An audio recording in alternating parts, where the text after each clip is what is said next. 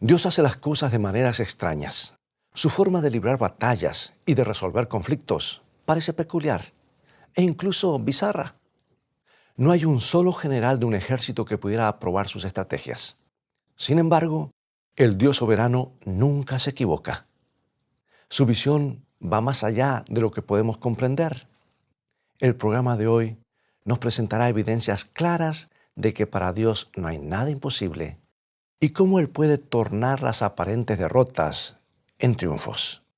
Así que toma tu Biblia, mantente en sintonía y en un momento más regresaré para que juntos obtengamos lecciones de fe y confianza de la palabra de Dios.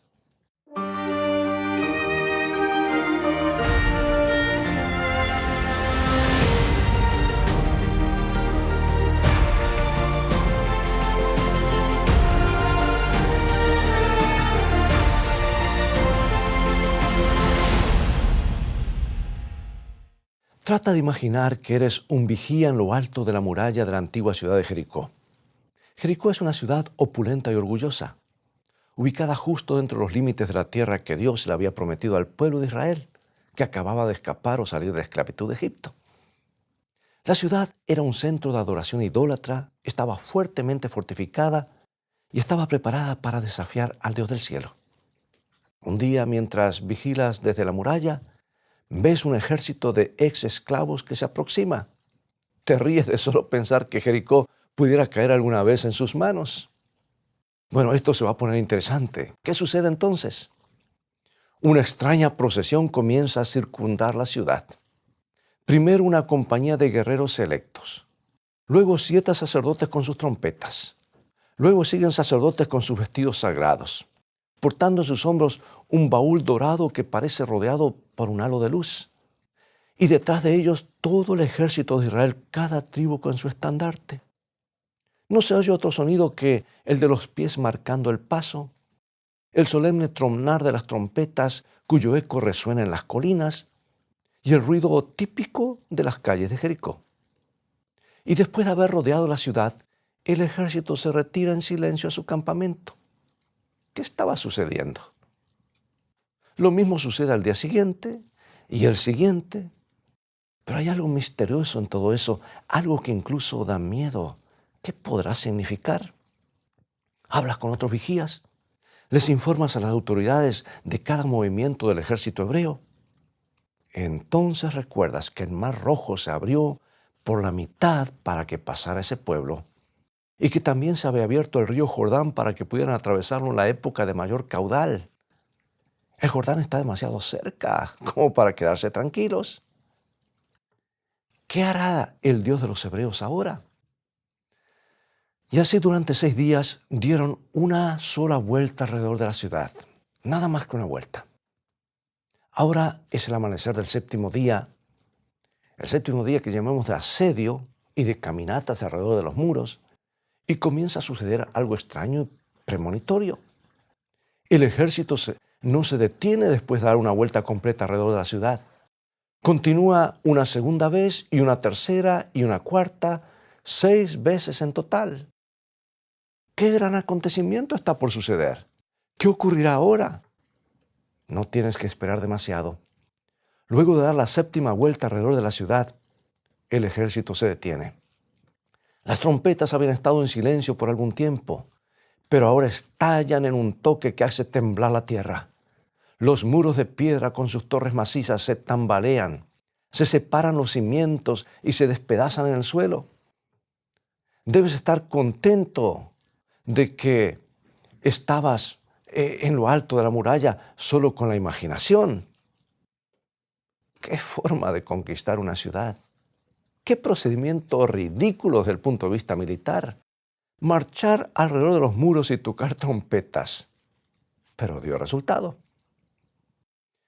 En los días de Josafat, rey de Judá, sucedió algo igualmente extraño. Su país había sido invadido por un ejército que hacía temblar a todo el mundo.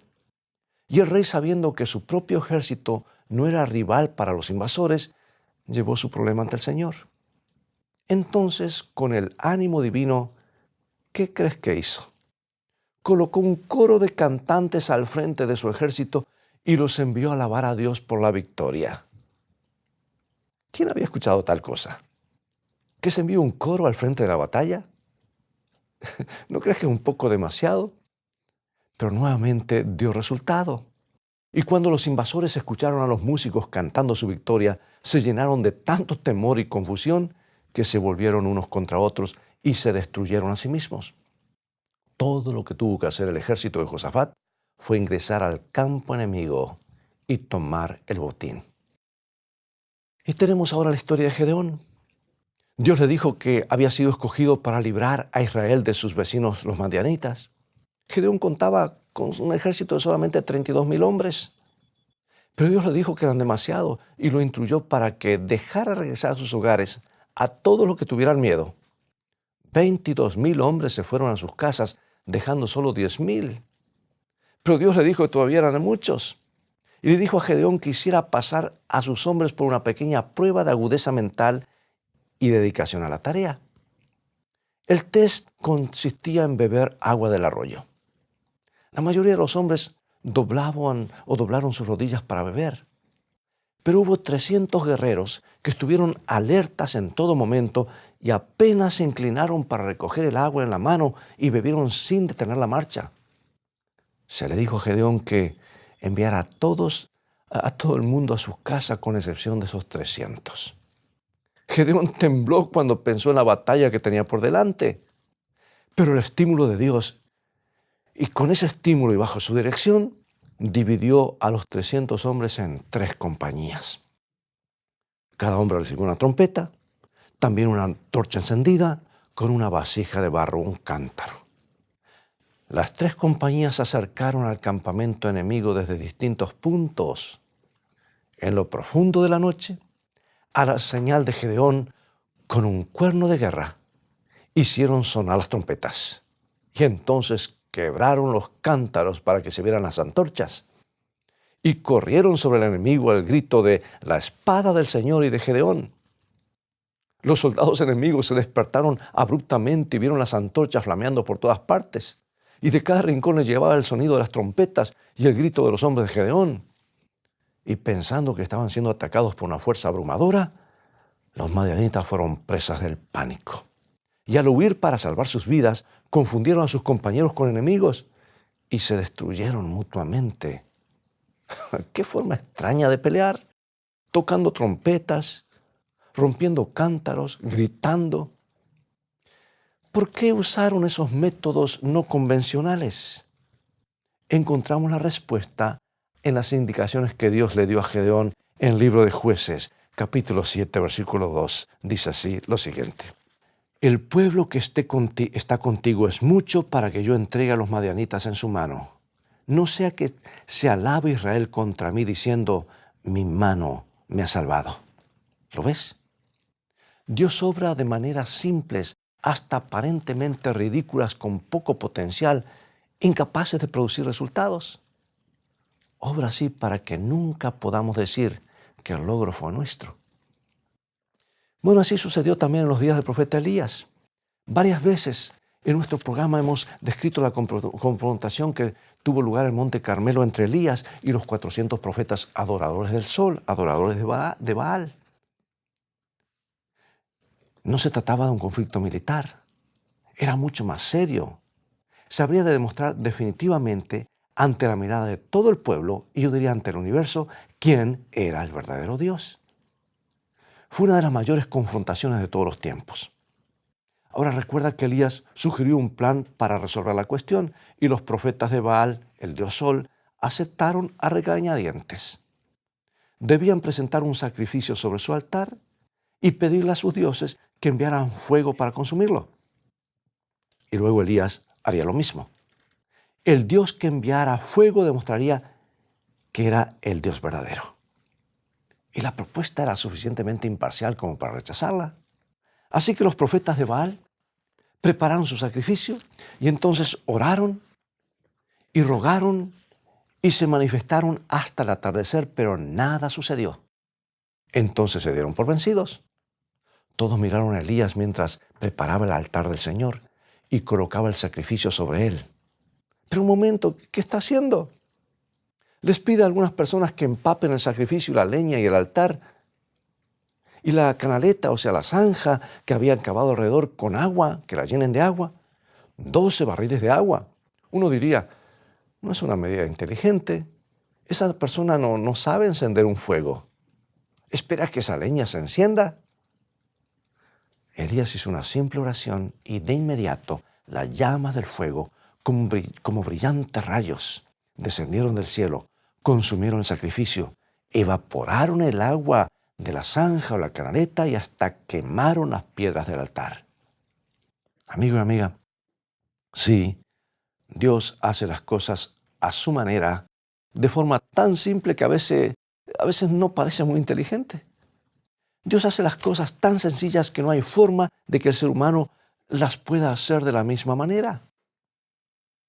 Por eso cuando allá en la eternidad Dios se confrontó con la mayor de las crisis, la entrada del pecado en su universo perfecto, no es de extrañar que no la enfrentara de la forma en que podríamos esperarlo nosotros. Se trataba de un conflicto que no implicaba solo a un mundo, sino a todo el universo.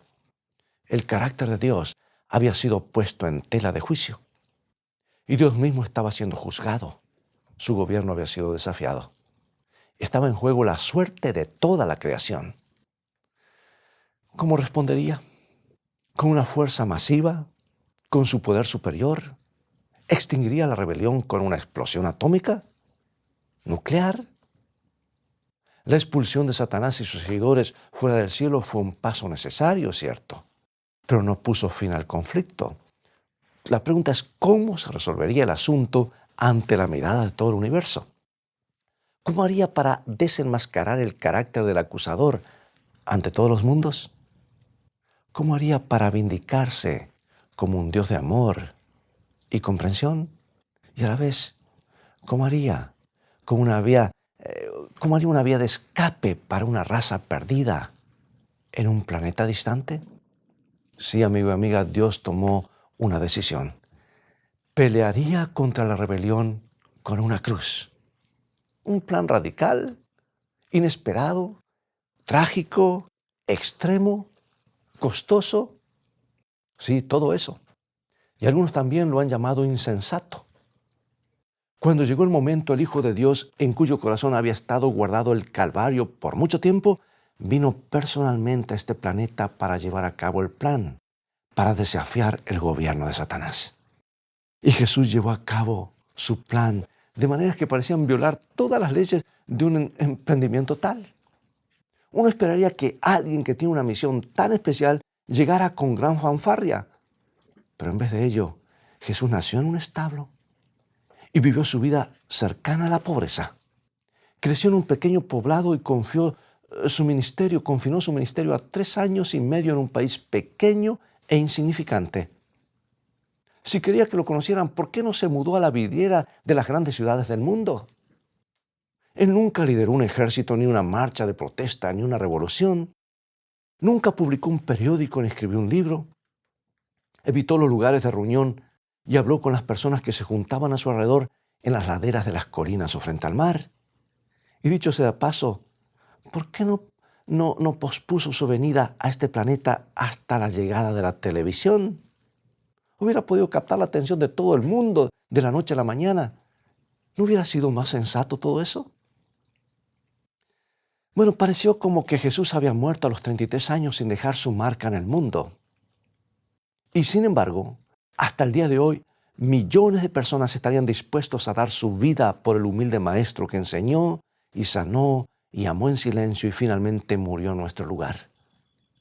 Y es especialmente sorprendente la forma como Jesús eligió a sus más íntimos, sus líderes en cuyos hombros descansaría su obra cuando le llegara el momento de abandonar este planeta. Uno esperaría que buscara a alguno de los rabís que habían hablado con él en el templo cuando tenía 12 años y dijera: escucha, recuerdo tu mente brillante, estoy listo para comenzar mi ministerio público y me gustaría que estuvieses en mi equipo y fuese encargado de relaciones públicas, tu tesorero, etc.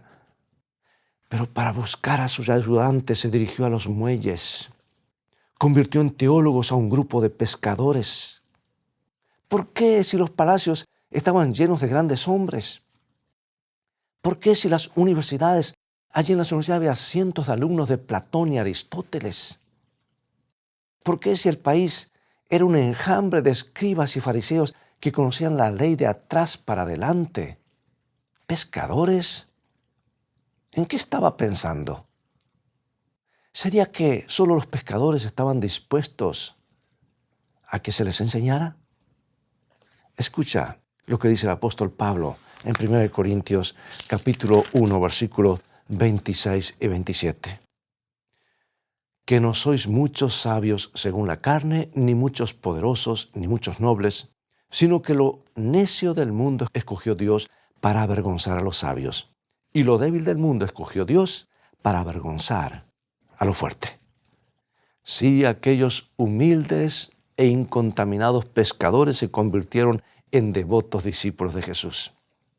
Pero Jesús realizó algunas cosas extrañas incluso para ellos. Ellos creyeron que era el Mesías prometido, pero no siempre Él se comportó como se esperaba que lo hiciera un Mesías o el Mesías. Y Judas estaba observando todo el tiempo. Judas, el más talentoso de los 12.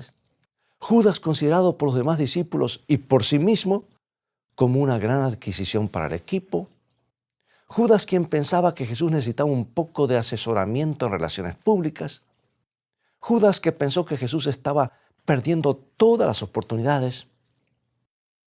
Jesús hubiera podido liderar una revuelta contra Roma y recuperar el trono de David, si hubiese hecho bien las cosas, pero dejaba pasar todas las oportunidades. ¿Qué pasa contigo?, se preguntaba Judas. Daba la impresión de que no tenía sentido del momento. Y cuando la ola de la opinión pública había girado en su favor y el pueblo estaba listo para coronarlo rey en el momento de la entrada triunfal, envió a la multitud a sus casas y se retiró a la montaña para orar. Parecía que no tenía estrategia. Si alguna vez pretendía tomar el trono, debería aprovechar mucho mejor las oportunidades. Así razonaba Judas. Y finalmente la fiesta en la casa de Simón llegó al colmo para la mente de Judas. Jesús, que podría haber sido ungido como rey, permitió que una mujer de dudosa reputación derramara el fragante y costoso contenido de un recipiente de alabastro sobre su cabeza y sus pies. ¡Qué desperdicio! Y luego ella se arrodilló llorando y humedeciendo sus pies con las lágrimas para secarlos con sus largos cabellos. Y Jesús la defendió diciendo que había ungido su cuerpo para la sepultura. Eso ya era demasiado.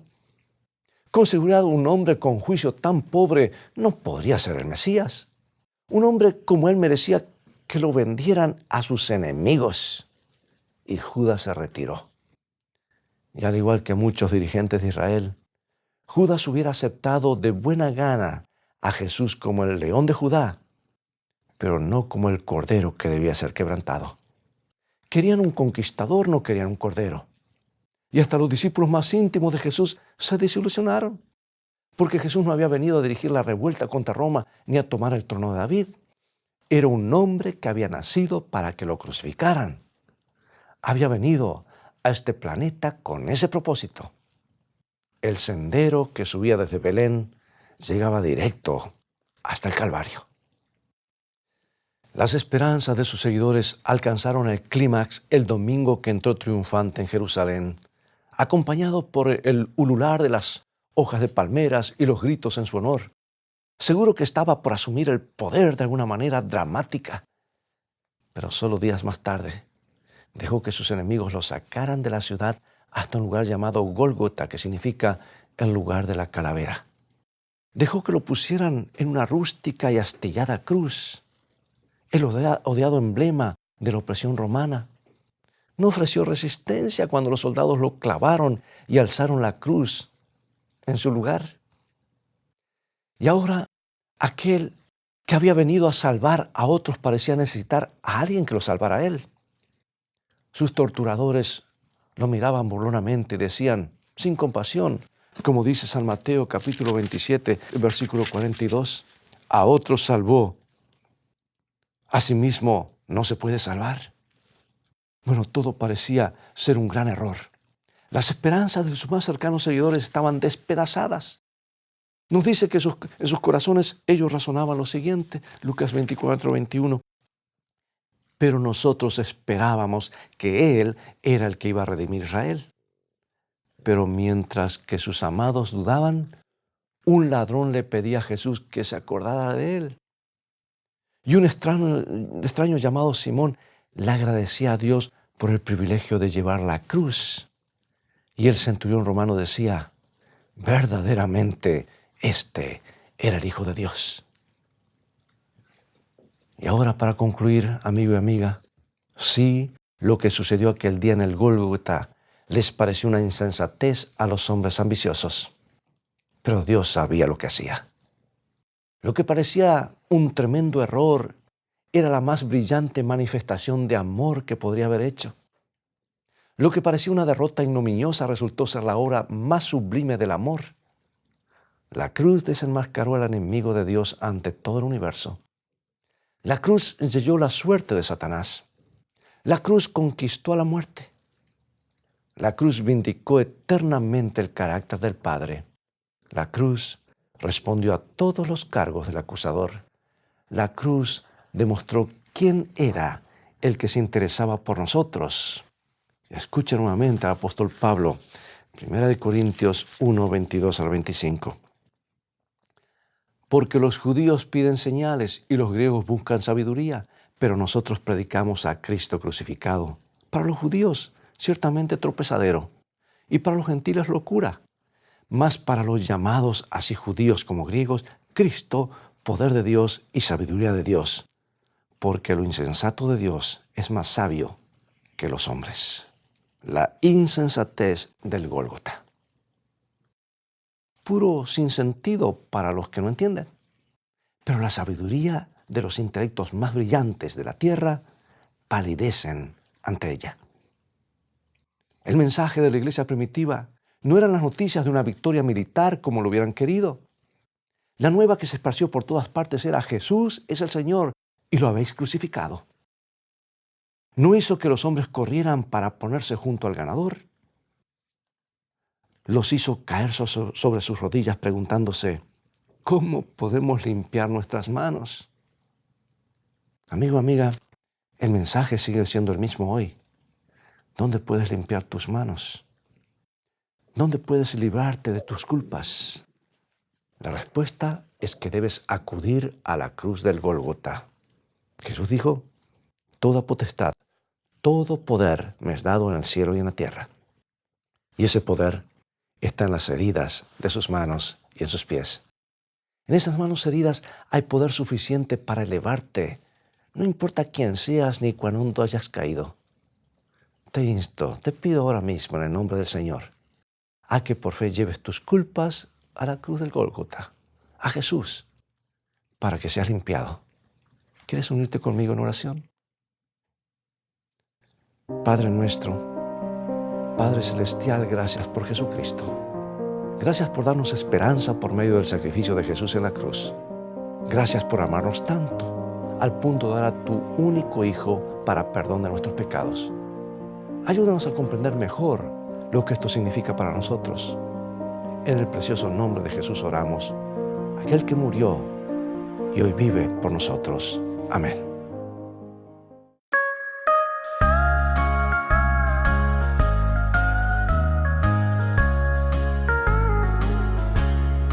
No es necesario que sufras, no es necesario morir, pues Jesús en el Calvario ya lo hizo en tu lugar. No es necesario que vayas a una peregrinación. Ningún sacrificio puede reemplazar al de Jesús.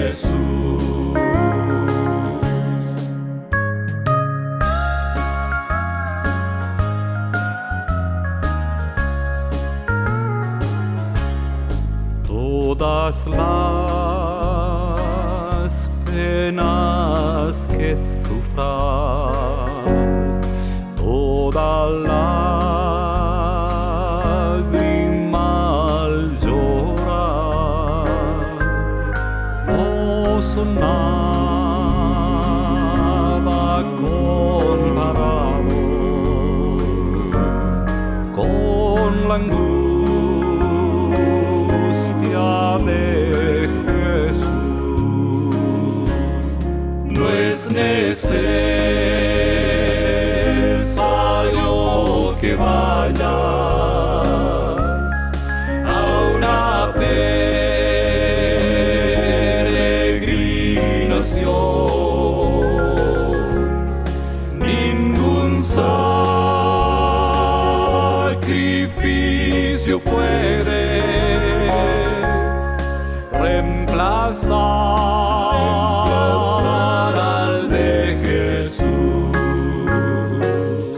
Oh, no es necesario que vayas a una peregrinación, ningún sacrificio puede reemplazar al de Jesús. Oh, reemplazar al de Jesús.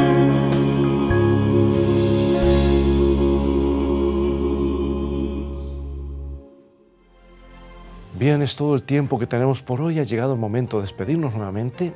Hay muchas cosas que de este lado de la eternidad no comprendemos, pero de una cosa sí podemos estar seguros, y es de que el amor de Dios por cada uno de nosotros es tan grande aún antes de que hayamos nacido, y que sus planes a veces no los comprendemos, pero son los mejores para nuestra vida. Él puede transformar aparentes fracasos en triunfos. Te invito a continuar estudiando los mensajes de esperanza de la Palabra de Dios. Visítanos en nuestro sitio de internet escritoestá.org, donde podrás obtener una variedad de estudios bíblicos que te ayudarán en tu crecimiento espiritual. Dios te bendiga y te guarde, y recuerda, escrito está, no solo de pan vivirá el hombre, sino de toda palabra que sale de la boca de Dios.